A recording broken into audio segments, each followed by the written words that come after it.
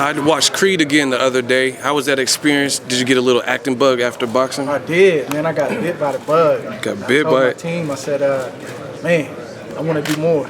Not to mention that. Got the new taper? Those residuals ain't bad either. Those residuals ain't bad at all. But no, the process was amazing. Like, I was there 3 or 4 days in Philly, 12-hour days. I'm going back to my room, icing my shoulder, taking Epsom salt baths. I'm like, this is crazy. Like, this is a movie. But it's repetition. Like, you're working for 12 hours. You may get a 30-minute lunch break.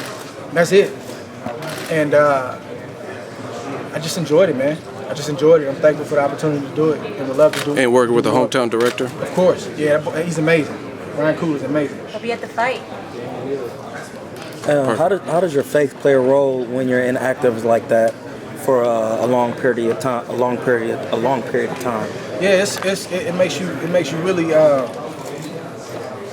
really go back to the basics. Mm-hmm. You know, in your faith. You know, you can talk God, and you can quote scriptures, and you can go to church and do all the things that I try to do consistently. But in those moments when you can't see what's up ahead, that's the only thing that is going to sustain you is faith. Mm-hmm. And faith is like seeing without seeing. Okay. And I'm just thankful, man. I got a great pastor, Napoleon Kaufman. I got a tremendous wife, and just a core group of people around me that when I couldn't, stand up on my own and believe for myself, I would call somebody and say, man, I don't know, man. I don't know if this is going to work. I don't know if this is, when this is going to end. And they would encourage me.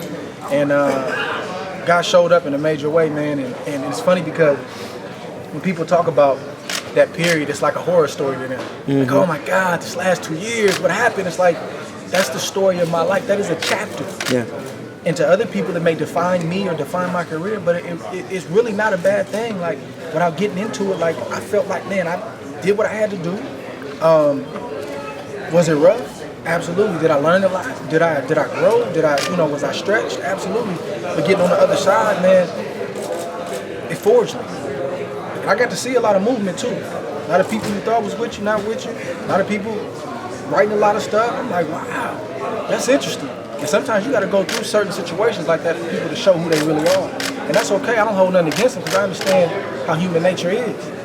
But it's just interesting. It showed me like who was down and who reserved their opinion until it worked out, and who jumped the gun and had a lot to say without the situation being resolved. So just learned a lot, man. So not a bad thing at all. It's not a bad thing at all, man. It's part of my story. And believe it or not, my phone rings a lot from individuals who are going through similar situations. Who better to talk about it than somebody who went through it? Okay. So I'm not complaining at all. At all.